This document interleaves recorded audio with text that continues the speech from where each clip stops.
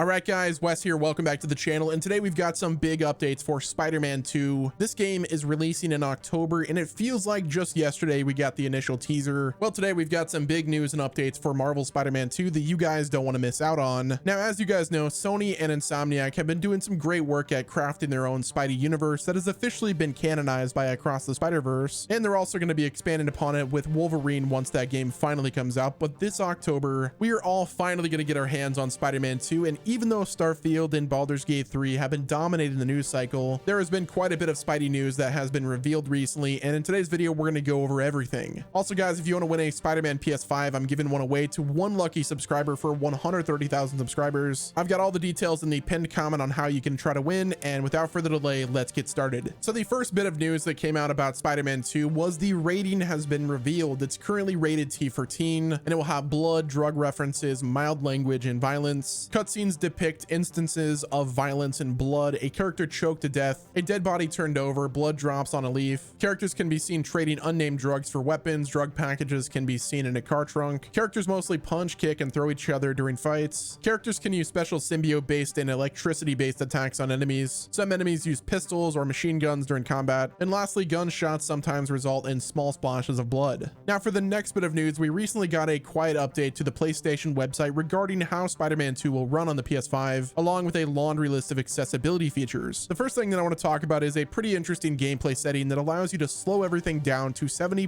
50%, or 30% of the default speed, making combat encounters easier for newer gamers, and you'll be able to swap back to the default speed at any time. There's also a setting that will automatically advance you through QuickTime events, which sounds pretty good to me personally, and you'll also be able to change button tap prompts to button holds, which is going to remove the annoying problem of accidentally hitting action prompts before you mean to. There will also be a web shooter burst setting that, when enabled, will make your Spider-Man fire up to 3 webs with a single hit of a button, which will make it easier to web up enemies without mashing the button. You'll also be able to switch swinging and parkour controls between a toggle and a hold. Now, there's also been a lot of additional controls that have been added to the air tricks to make them a bit easier to control over the previous titles. You'll be able to skip puzzles entirely in Spider-Man 2, which I know some of you will be happy about. Spider-Man 2's HUD will also be much more customizable this time around, which is a good thing. Subtitles will have more options for size, background, and color. There are so many accessibility settings in Spider-Man 2, most of which I didn't even mention, which I think is really cool. The more people that get to play Spider-Man 2, the better. Now, with that being said, this update on the PlayStation website also confirmed the game's resolution and frame rate, and this is where we have to kind of get a bit more critical. According to Sony themselves, this game will feature 2 graphical options, fidelity and performance. Fidelity mode will feature ray tracing and various other fancy visual effects with a 4K resolution base, but it will cap the frame rate to just 30 FPS, which I think is a bit of a disappointment, especially if we compare the previous games. Now, performance mode, on the other hand, will feature a 60 FPS frame rate cap, but without the visual effects and upscaled resolution targeting 4K. Now, thankfully, you'll be able to turn things off like film grain, motion blur, regardless of which graphical mode you're using. Now, as unfortunate as this is, I have a feeling that post-launch we're going to see a lot more options added, just like they did with Spider-Man and Miles Morales. While Spider-Man 2 seems like a big evolution of the first game's gameplay, there's one aspect of the game that I think everyone was hoping would be cut or just not added, and those were the infamous stealth missions with MJ. As great as the 2018 game was, just about everyone agreed that the stealth sections where you played as MJ and Miles were simply not fun, and they were kind of just hurting the overall story's pacing. Now, with how loud that criticism was, you would think that Insomniac took notice, but some fans have recently pointed out that in one of the recent trailers, it seems to suggest that the stealth sections may be coming back for this game. Now, there is a sequence in the trailer where MJ is hiding from the black suit Spider-Man, and while this could be just a cinematic, the shot is framed as if it was about to transition into gameplay, which is a bit concerning. Now, look, I really like this version of MJ, and I think all of the characters in Insomniac's universe are great, but I'm just overall not the biggest fan of the stealth missions. Now, they could tweak it and make them really fun, which I'm really hoping they do. Just give MJ like a taser or something where we can knock down enemies instead of walking everywhere extremely slowly like you're E3 walking while you're trying to avoid the enemies as well as investigating whatever you're doing in that area. Now, I'll admit that a borderline horror section where MJ hides from symbiote Peter does sound pretty interesting, but I think we all can agree that if these stealth sections are going to be coming back, it's going to be more than just one sequence, and that's what concerns me. But shifting gears to something a little bit more hype worthy, Spider-Man 2 has already confirmed a ton of Spidey suits, and I think everyone can agree that it's not a proper Spider-Man game if you're not collecting all of Peter and Miles' awesome suits. Now, plenty of suits for both Peter and Miles have been confirmed already, including their standard default ones, which I think look great, and obviously the symbiote suit for Peter Parker, but there's also epic ones like Peter's arachnite suit and a punkalyptic suit, which seem to be be an update from the fan favorite Spider-Punk suit, the Stone Monkey suit, which looks like something from a medieval crossover timeline, and I love it. We have the 25th Century suit, which kind of looks like Ant-Man and Spider-Man had a baby. We have the Red Spectre suit because you can never go wrong with a hoodie outfit, but there's also going to be a ton of unconfirmed suits that will be in the game, such as the classic red and blue Spider-Man design, as well as Miles's Into the Spider-Verse suit, which I think is the best design to date personally. And of course, I'm 100% expecting the various live action Spidey suits to be either available at launch or added with a later update. Let's just hope they don't snub the Amazing Spider-Man 2 suit this time around, because that is still the best live action Spidey suit ever made in my opinion. I'm also really hoping that there will be variants of the symbiote suit, like for instance the Sam Raimi Spider-Man 3 black suit. Please make it happen, Sony. We all want that. Oh, and since we're on that subject, we also better get the Bully Maguire outfit so we can just walk around as Peter Parker looking like Bully Maguire. Oh, and the emote has to be there as well. Like if you don't have the emote, then there's no point in putting it in. Now with Gamescom officially wrapping up and Starfield about to release, the build up and hype for Spider-Man 2 and the marketing that Sony's about to do is about to be next level. But that kind of leads us to where we're going to go next. Are we going to get a PlayStation showcase? Is there going to be a state of play just for Spider-Man 2? It could be anything, but I'm expecting to see more Spider-Man gameplay at the rumored PlayStation showcase that is allegedly happening next month. Now for a while, insiders were claiming that there would be an additional PlayStation showcase this summer so Sony could show off their first party projects while also hyping up Spider-Man 2. But while the initial reports were claiming it would be in August, I think the more likely outcome is a mid to late September showcase. Now if they end up doing a September showcase, I'm thinking a formal announcement of that showcase will be in the second week of September, and then it'll take place at the end of the month. That way it gives Sony some wiggle room to show off the new Spider-Man 2 gameplay or perhaps a new trailer, while also revealing some new projects that they've been working on. A lot of people want to know what Sony is doing right now, and a PlayStation showcase in September would kind of reel back the hype of Starfield, but it'll also get people to start talking about Sony projects again. Now even though this game is not out yet, fans have been speculating as to whether or not we'll be getting any kind of post-launch support for Spider-Man 2, and I think that's totally a fair question. It's also pretty wild to be thinking about this before the game is out, but here we are. Let's go ahead and talk about it. Now the 2018 game got some story expansions that did a great job of building upon the base game and setting up characters and plot lines for the future installments, so it would make sense for Spider-Man 2 to follow suit. Now according to a recent piece of marketing for Spider-Man 2, it seems to suggest that there's no current plans for DLC for that game. Now if you think back to the 2018 game's marketing, you may remember that the story DLC was actually announced before the game even launched, and they're even included as part of a digital deluxe of the game. However, Spider-Man 2 also has a digital deluxe, but with no additional story content included. Now I suppose it is possible that Sony chooses to release DLC at a later date and force everyone to pay for it regardless of which version of the game they bought, but given how the company has operated to this point, that seems to be kind of unlikely. Granted, Horizon Forbidden West also had a digital deluxe edition that didn't include its paid DLC, but something tells me if Insomniac and Sony were planning on releasing more story content for Spider-Man 2, they would have already confirmed it already. Right now the prospects of DLC are grim, but I guess we'll just have to wait a little longer for hard confirmation one way or another. I'm sure we're going to get a formal announcement, but I would not get your hopes up just yet. Spider-Man 2 has already proven itself to be a big evolution from the 2018 game thanks to the additional combat options, much larger map, and the ability to switch between the two Spider-Men. But with everything that we have confirmed about Spider-Man 2 so far, is there anything more that you need from Insomniac or Sony to justify your purchase or your pre-order rather? Do you need any more convincing, like will another trailer convince you to purchase this game, or do you need another gameplay demonstration from Insomniac to really justify your purchase? Now it's undeniable that this year has been absolutely insane for gaming, especially for the single player genre, but do you guys think that this game could win Game of the Year? The 2018 game wasn't really trying to be Game of the Year contender, but the game also ended up exploding far more than Sony or Insomniac were expecting it to. From everything that we've seen and heard about Spider-Man 2, it seems like Sony is really pushing for this game to be a contender for Game of the Year, especially after first party games like God of War Ragnarok and Ghost of Tsushima were serious contenders in their respective years, and some other Sony games like The Last of Us 2 actually won several Game of the Year awards. I think after Ragnarok was beaten out by Elden Ring in 2022, Sony is really going to push for Spider-Man 2 to be their big comeback game for the Game of the Year awards. But in a year like 2023, is that even realistic? Going into 2023, I think everyone expected Zelda to kind of run away with Game of the Year, but a lot has happened since then. We've got Baldur's Gate 3, which really blew everyone away, and we can't forget about the runaway success of Hogwarts Legacy or the smash hit Hi-Fi Rush. But my question is, do you think that Spider-Man 2 has what it takes to win Game of the Year? But yeah guys, that's gonna wrap it up with this video. Let me know what your thoughts are in the comment section. Like the video, subscribe to the channel with your notifications turned on. Don't forget to enter the PS5 giveaway. The details are in the pinned comment, and until next time, this has been Wes, and I'll talk to you guys again soon.